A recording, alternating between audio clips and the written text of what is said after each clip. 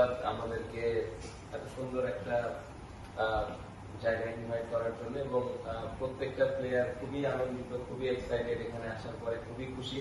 এবং আমি আশা করি যে এই সময়টা আমাদেরকে ভবিষ্যতে আরো অনুপ্রাণিত করবে, আমাদেরকে ভালো খেলার জন্য আরো অনেক উৎসাহ যোগাবে।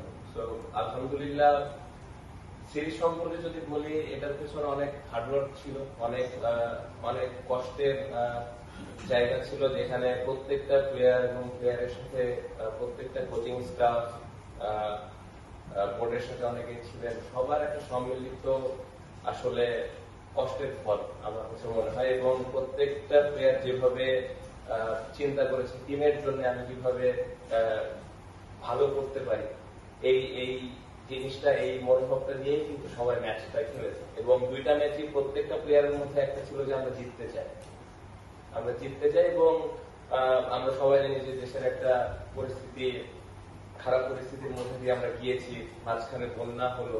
তো প্রত্যেকটা প্লেয়ারের মধ্যে একটা বাড়তি একটা চেষ্টা ছিল যে এই সময় আমরা দেশে কিছু দিতে পারি।